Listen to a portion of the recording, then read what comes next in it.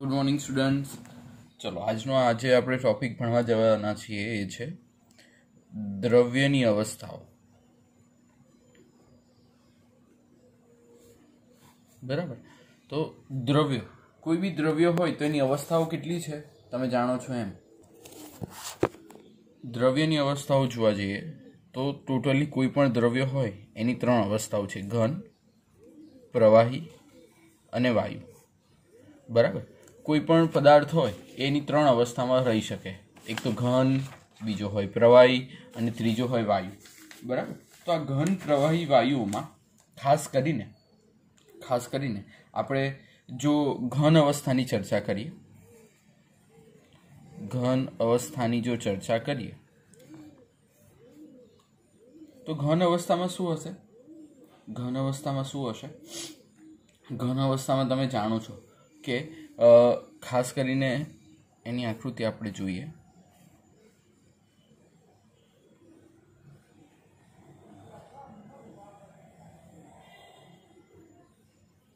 એકદમ નજીક હોય. ઘન અવસ્થામાં અણુઓ વચ્ચેનું અંતર ખૂબ જ ઓછું હોય, નજીક હોય એકદમ. બરાબર. તો જેના કારણે ઘન અવસ્થામાં આપણે એવું કહી શકીએ, આંતરાણ્વીય જે જગ્યા છે, બે અણુઓ વચ્ચેની જગ્યાને શું કહેવામાં આવે? આંતરાણ્વીય જે જગ્યાઓ છે એ એકદમ ઓછી, ખૂબ જ ઓછી હોય. બરાબર. અને સાથે જોવા જાવ તો ઘન અવસ્થામાં બે અણુઓ વચ્ચેનો આંતરાણ્વીય બળ એકદમ નજીક હોવાને કારણે આંતરાણ્વીય બળો ખૂબ જ વધારે હોય.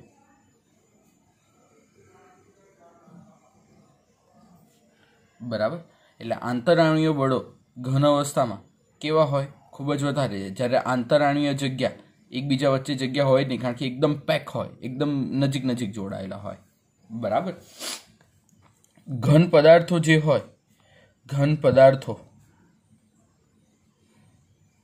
પદાર્થો એ કેવા હોય છે? સ્વભાવે સખત હોય છે. કેવા હોય? સખત હોય. બરાબર. અને સખત હોવાને કારણે તેમના ઉત્કલન બિંદુ અને ગલન બિંદુ ખૂબ જ ઊંચા હોય છે. ઉત્કલન બિંદુ અને ગલન બિંદુ બંને કેવા હોય? ખૂબ જ ઊંચા હોય છે. બરાબર. ચલો પછીની નેક્સ્ટ અવસ્થા જે છે એ છે પ્રવાહી અવસ્થા.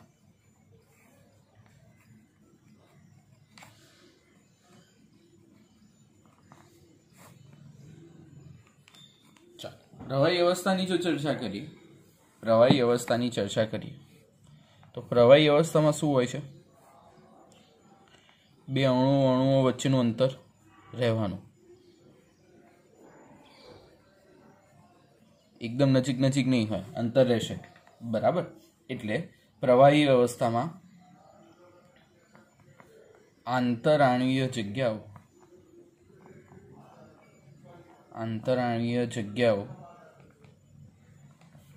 બે અણુઓ વચ્ચે ઘનની સાપેક્ષે, એટલે ઘનની સરખામણીમાં વધુ હોય છે. ઘન હોય એના કરતાં આંતરાણ્વીય જગ્યાઓ કેવી હોય? વધારે હોય. પ્રવાહીમાં થોડી રહેવાની. બરાબર. બીજો જો જોવા જઈએ તો આંતરાણ્વીય બળો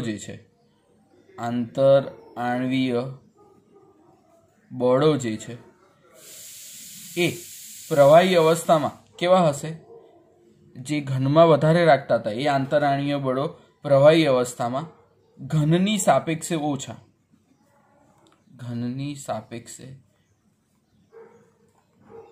ઓછા હોય છે. બરાબર. પછી એના ઉત્કલન બિંદુ અને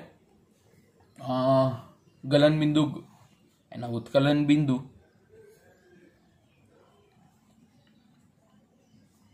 અને ગલન બિંદુ પ્રવાહી જે છે એના ઘનની સાપેક્ષે ઓછા, ઘનની સાપેક્ષે ઓછા હોય, બરાબર.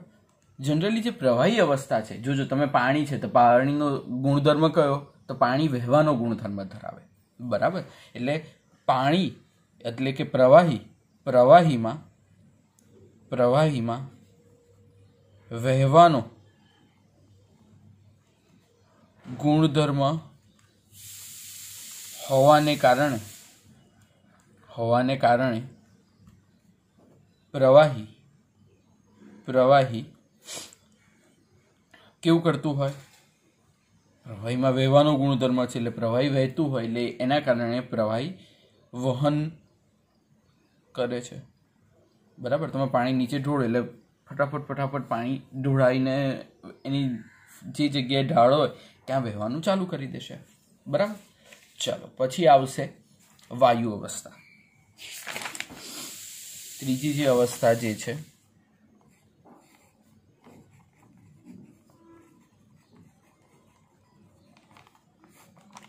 એ છે વાયુ અવસ્થા.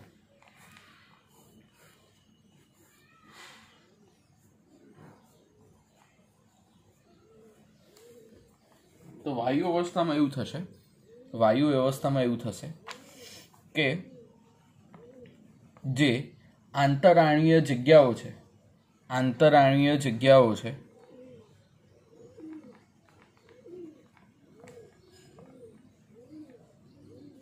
એ આંતરાણીય જગ્યાઓ કેવી હોય છે,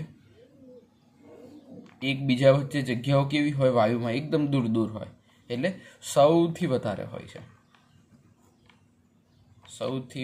હોય છે, કારણ કે અણુઓ જે હોય એકબીજાથી એકદમ દૂર હોય, બરાબર. સાથે સાથે વાયુ અવસ્થામાં આંતરાણીય બળો હોય, આંતરઆણવીય બળો જે હોય, આંતરાણીય બળ કેવા હોય, એકદમ ઓછા. આંતરાણીય જગ્યાઓ સૌથી વધારે, જ્યારે આંતરાણીય બળો એકદમ ઓછા હોય છે.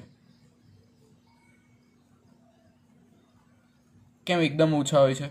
કારણ કે આ બે અણુઓ વચ્ચે જગ્યા છે, બરાબર. આ જગ્યાને કારણે આ બે અણુઓ વચ્ચે જગ્યા રહેવાની, આ જગ્યાને કારણે એની વચ્ચે બળો લાગવાના નથી, બરાબર.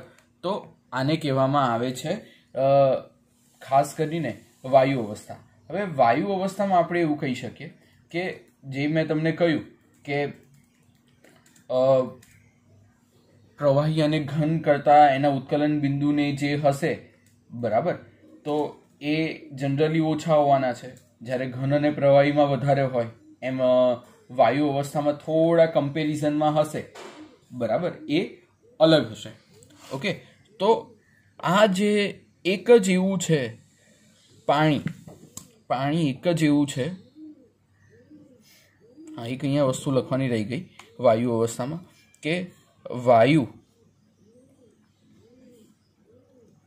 અવસ્થા જે છે, જ્યાં વર્ડ તમે જોવા જશો, બરાબર, કે સીએનજી. તો સીએનજી એટલે શું? સીએનજી ગેસ પુરાવો છો ને, કમ્પ્રેસિબલ. કમ્પ્રેસ એટલે શું? દબાણ કરી શકો. વાયુને તમે દબાણથી પૂરી શકો. જેમ કે તમે ગાડીમાં બેસતા હો, સીએનજી વાળી કાર હોય, તમને ખબર છે કે અવાજ આવે છે જ્યારે સીએનજી પૂરો ત્યારે. એનો મતલબ શું? જે ગેસ છે એને કમ્પ્રેસ કરીને પૂરે છે. કમ્પ્રેસ એટલે દબાણ આપીને પૂરે છે, બરાબર. એટલે વાયુ જે હોય એને તમે દબાણ આપીને પૂરી શકો, બરાબર. હવે એક આપણે જો અહીંયા વાત કરીએ અહીંયા કે ભાઈ પાણી એક એવું છે, પાણી જેમ કે H2O, જેને આપણે પાણી કહીએ છીએ, પણ એ H2O 3 સ્વરૂપમાં છે. કયા? H2O જો તમે લેવા જાઓ સોલિડ, તો એ છે બરફ. જો H2O તમે લિક્વિડ લેવા જાઓ, એટલે કે લિક્વિડ લેવા જાઓ તો એ છે પ્રવાહી. અને જો તમે H2O ગેસ લેવા જાઓ તો એ છે વાયુ. એટલે H2O જે છે એ 3 સ્વરૂપમાં છે: બરફ, પ્રવાહી અને વાયુ, તો જ્યારે બરફને તમે ગરમ કરો તો એ લિક્વિડ બને, અને લિક્વિડને પાછું ગરમ કરો તો એ શું બને? ગેસ બને. ગેસને પાછું ઠંડુ પાડો તો એ લિક્વિડ બને, અને લિક્વિડને પાછું ઠંડુ પાડો તો એ શું બને? પાછો બરફ. બરાબર. એટલે પાણી જે છે એ 0.01 ડિગ્રી સેલ્સિયસે 4.5 mm જેટલા દબાણે 4.5 જેટલા દબાણે ત્રણ અવસ્થામાં જોવા મળે. જો ફ્રીઝરમાં તમને વાયુ જેવું દેખાતું હશે, બરાબર દેખાય છે ને, ધુમાડો દેખાતો હોય છે. તો આ જે છે પાણી 0.01 ડિગ્રી સેલ્સિયસ 4.5 mm દબાણે ત્રણ અવસ્થામાં જોવા મળે, જેને કહેવામાં આવે છે પાણીની ત્રિપુટી અવસ્થા. પાણીની ત્રિપુટી અવસ્થા, જેમાં પાણી ત્રણ સ્વરૂપે જોવા મળે છે. બરાબર, સમજાય છે? તો આ ક્વેશ્ચન ઘણીવાર પૂછાતો હોય છે, એટલે ધ્યાન રાખજો કે પાણીની ત્રિપુટી અવસ્થાઓ સમજાવો. બરાબર. ચલો, હવે આપણે આજનો ટોપિક જે જોવાના છીએ એ છે આંતરાણીય આકર્ષણ બળો. તો આંતરાણીય બળો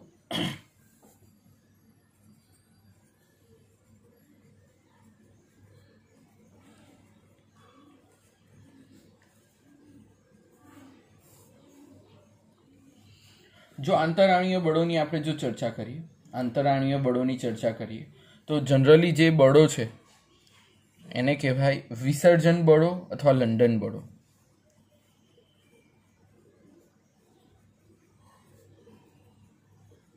વિસર્જન બળો અથવા લંડન બળો.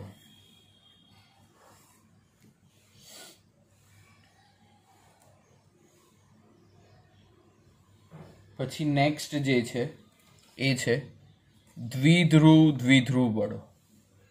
દ્વિધ્રુવ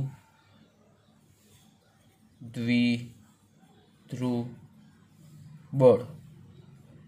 ત્રીજા બળો જે છે દ્વિધ્રુવ પ્રેરિત બળો. બધા તમને સમજાવું છું. પ્રેરિત બળો. ત્રણ ટાઈપના બળો હોય છે. આપણે ત્રણ વિશે જોવાના છે કે કઈ રીતે આ બળો અફેક્ટ કરે છે. બરાબર. તો આ બળોમાં હોય છે શું? તો પહેલા આપણે જોઈએ આંતરાણીય બળો. અને આંતરાણીય બળો એટલે શું? પહેલા તો તમને એ ખબર હોવા જોઈએ કે જે આંતરાણીય બળો હોય છે એ વાન ડેર વાલ્સના નામે ઓળખવામાં આવે છે. જે આંતરાણીય આકર્ષણ બળો છે, આંતરાણીય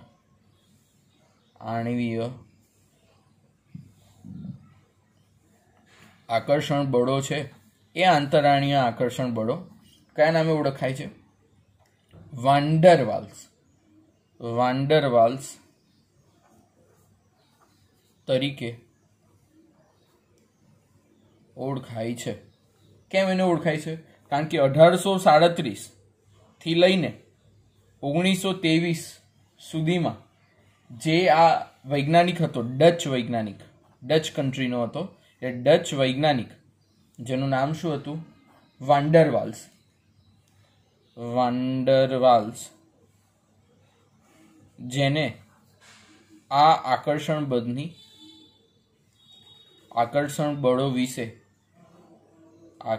બળો વિશે અભ્યાસ કર્યો હતો.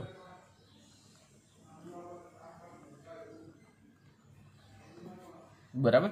ડચ વૈજ્ઞાનિક વાન ડેર વાલ્સે આના વિશે અભ્યાસ કર્યો હતો. હવે આમાં જે છે ખાસ કરીને એ ધ્યાન રાખવાનું હોય કે જુદા જુદા આપણે જે આ બધા વાન ડેર વાલ્સ છે. ચલો આપણે એની વન બાય વન ડિસ્કશન કરીએ એટલે તમને સમજાશે કે કેવા શું માંગે છે. તો આપણે પહેલા જોઈએ વિસર્જન બળો અથવા લંડન બળો. શું જોઈએ? વિસર્જન બળો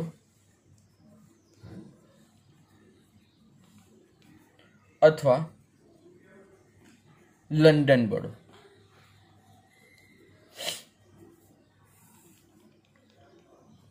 વિસર્જન બળો અથવા લંડન બળોની જો આપણે ડિસ્કશન કરીએ તો ખાસ કરીને વિસર્જન બળો અથવા લંડન બળોમાં હોય શું કે જસ્ટ લાઈક એક પરમાણુ છે. ચલો હું તમને સમજાવું આકૃતિ દોરીને. ખૂબ ધ્યાન રાખજો, આ ક્વેશ્ચન પૂછાય જ છે તમને. આ ધન વીજભાર છે, અહીંયા પણ ધન વીજભાર છે, અહીંયા હશે ઇલેક્ટ્રોન અને અહીંયા પણ હશે ઇલેક્ટ્રોન. બરાબર.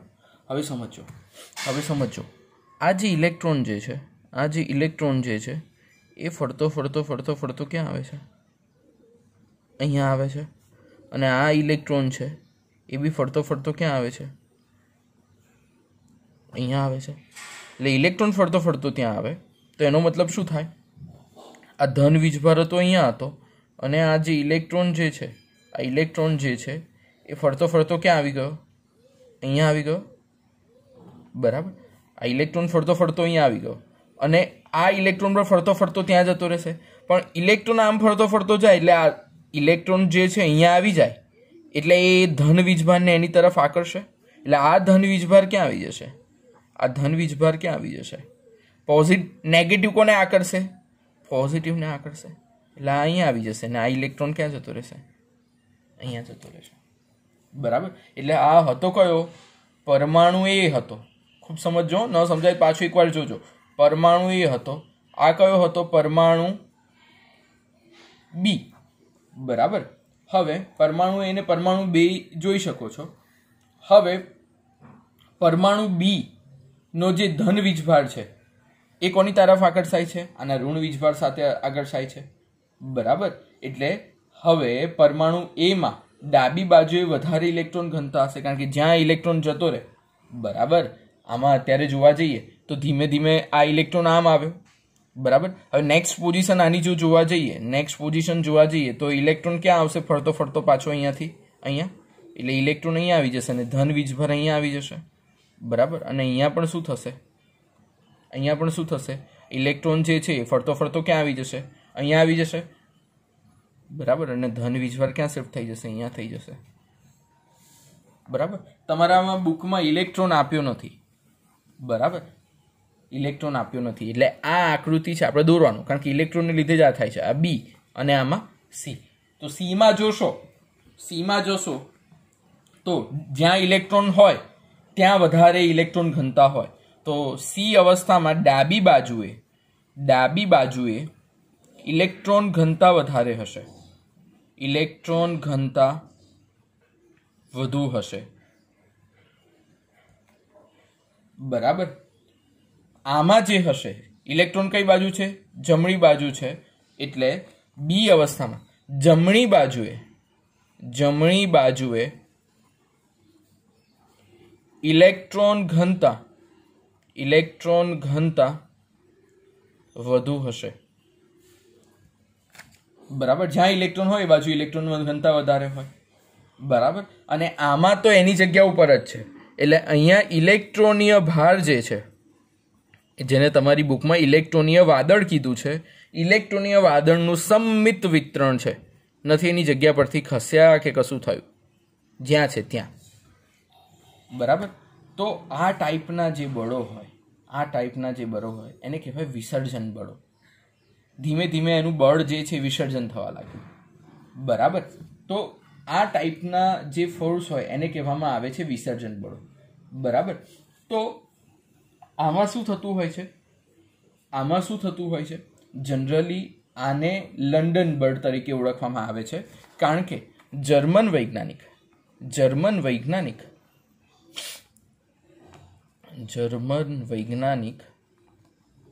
ફ્રિટ્સ લંડન, નામ થોડું અટપટું છે, ફ્રિટ્સ લંડને સૌ પ્રથમ આ બળોનો અભ્યાસ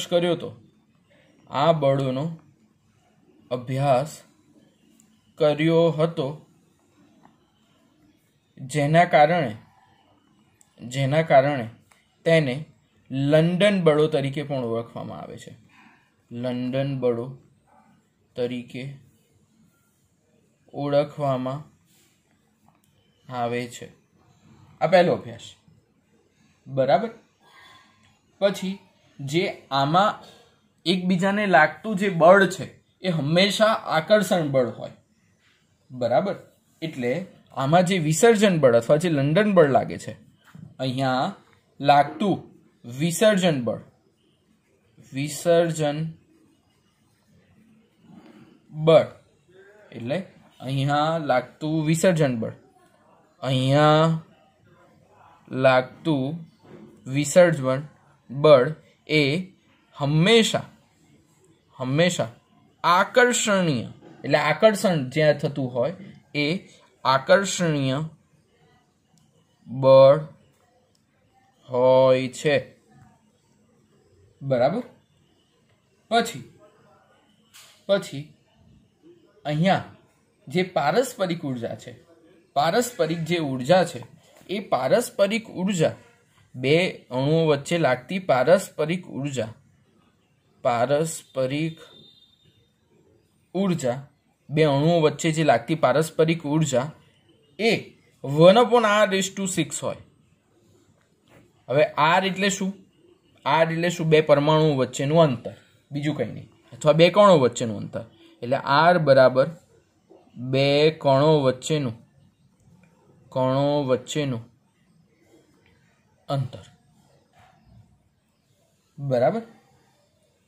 હવે આટલું લખશો તો પણ ચાલશે. હવે તમારે આને સમજાવી દેવાનું કે આમાં શું છે, કઈ રીતે ઇલેક્ટ્રોનની વાદળ કઈ રીતના ગયું, શું થયું, એ તમારે વ્યવસ્થિત મેં જે આગળ સમજાવ્યું લખી દેવાનું. એટલે આટલું લખશો એટલે વિસર્જન બળોમાં એક પણ માર્ક્સ કપાય નહીં, બરાબર. હવે આપણે જોઈએ દ્વિધ્રુવ બળો. શું જોઈએ? દ્વિધ્રુવ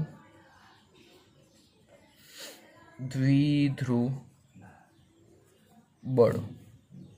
ચલો હવે દ્વિધ્રુવ બળોની જો આપણે ચર્ચા કરીએ, દ્વિધ્રુવની જો આપણે ચર્ચા કરીએ તો આમાં હોય શું? દ્વિધ્રુવ બળોમાં હોય શું?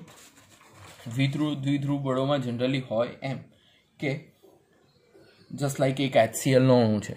શેનો અણુ છે? HCl નો. એટલે HCl નો અણુ હોય એટલે એમાં H+ અને Cl- હોય. તો આ H+ અને Cl- ની આપણે જો ચર્ચા કરીએ, H+ અને Cl- ની ચર્ચા કરીએ તો H+ અને Cl- છે. એટલે અહીંયા પ્લસ ડેલ્ટા અને અહીંયા શું થશે? માઇનસ ડેલ્ટા થશે. હવે આ પ્લસ ડેલ્ટા અને માઇનસ ડેલ્ટા પ્રમાણે જોવા જઈએ તો જ્યારે આ અણુની જોડે બીજો અણુ આપણે લાવવો હોય, આ અણુની જોડે જો આપણે બીજો અણુ લાવવો હોય તો શું થશે? અહીંયા શું થશે? H+ અને Cl-, કારણ કે આ Cl- ની લીધે H+ જ જોડાય. એટલે આનો ચાર્જ કેવો હોય? Plus delta. અને આનો ચાર્જ કેવો હોય? માઇનસ ડેલ્ટા, બરાબર. એટલે આમાં કહેવા શું માંગે છે કે દ્વિધ્રુવ કાયમી દ્વિધ્રુવીયતા ધરાવતા અણુઓ વચ્ચે લાગે છે. એટલે પહેલેથી જ એની અંદર ચાર્જ હોવો જોઈએ, એમાં જ આ બળો લાગી શકે. એટલે પહેલો પોઈન્ટ એમાં એ લખવાનો કે દ્વિધ્રુવ બળો કાયમી દ્વિધ્રુવીયતા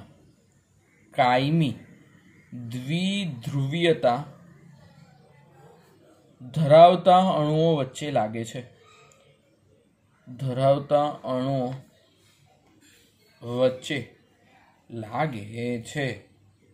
બરાબર.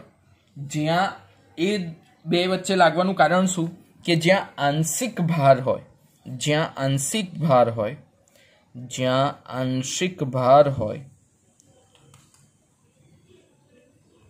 ત્યાં આ બળ લાગે છે, બરાબર. જ્યાં આંશિક ભાર હોય ત્યાં જ આ બળ લાગી શકે, બરાબર.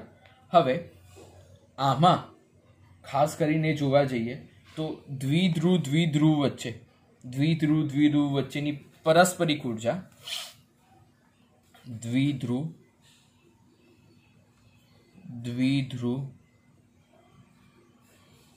વચ્ચે પારસ્પરિક ઉર્જા, દ્વિધ્રુવ અને દ્વિધ્રુવ વચ્ચેની જે પારસ્પરિક ઉર્જા છે એ ચલે છે 1/r³.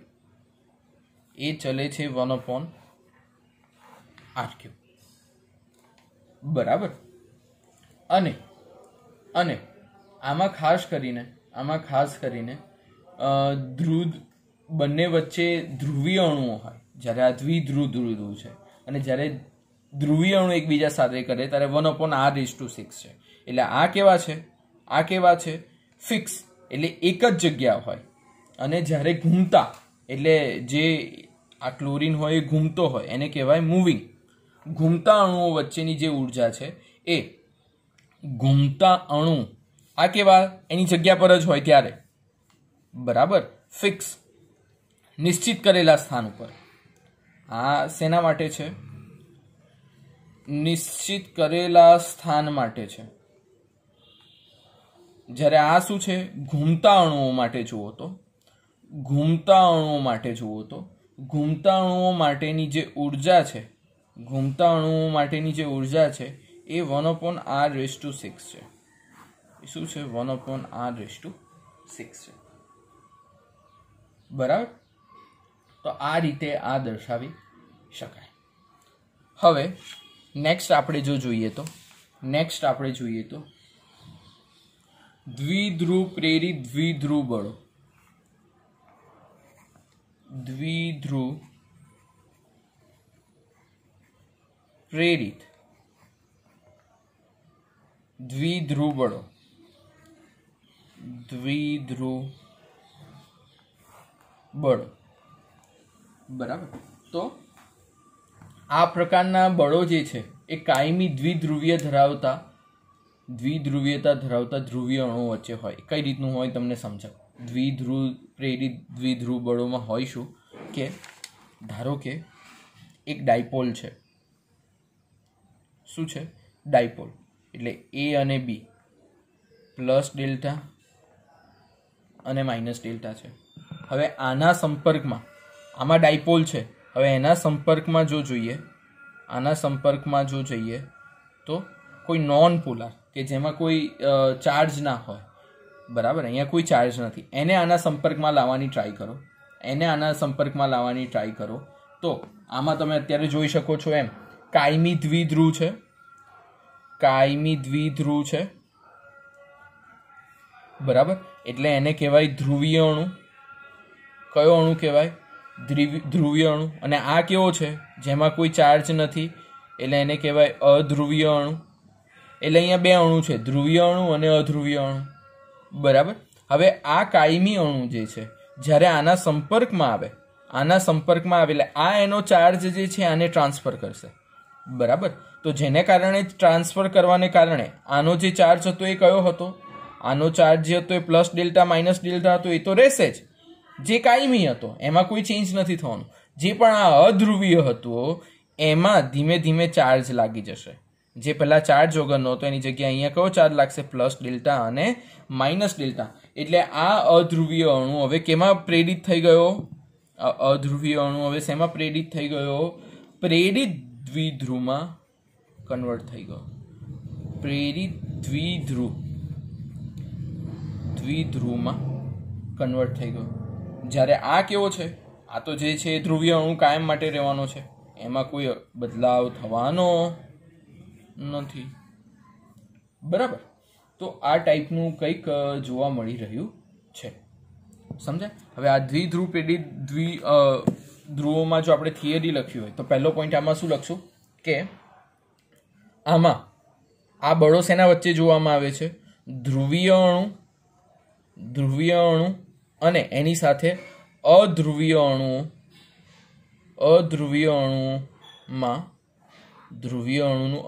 અણુમાં જોવા મળે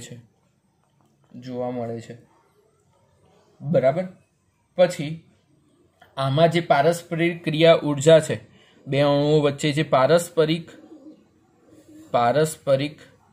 ક્રિયા ઉર્જા જે છે એ પારસ્પરિક ક્રિયા ઉર્જા 1/r⁶ ના સમપ્રમાણમાં હોય છે, બરાબર. હવે અહીંયા જે આર છે, આર જે છે એ બે અણુઓ વચ્ચેનું અંતર છે. આર જે છે એ બે અણુઓ વચ્ચેનું અંતર છે, બરાબર. અને આર એ બે વચ્ચેનું અણુઓનું અંતર હોવાને કારણે આપણે મોટા કદવાળા અણુઓને સહેલાઈથી દ્વિધ્રુવીભૂત કરી શકીએ. છેલ્લો પોઈન્ટ આ લખવાનો કે મોટા અણુઓને સહેલાઈથી શું કરી શકીએ? આપણે ધ્રુવીભૂત કરી શકીએ, બરાબર. તો આપણે 3 ટાઈપના બળો આજે ભણવાના હતા. કયા કયા હતા? પહેલું હતું એ કયું? આંતરાણીય બળો, વિસર્જન બળો, દ્વિધ્રુવ પ્રેરિત બળો, દ્રવ્યની અવસ્થાઓ અને કઈ રીતે એમાં બદલાવ થાય છે. દરેકે દરેક વસ્તુઓ થાય. જો તમને મારો વિડીયો સારો લાગ્યો હોય તો વિડીયોને નીચે લાઈક કરો અને તમને જો કંઈક સારું લાગ્યું હોય તો કોમેન્ટ કરો. Okay, thank you.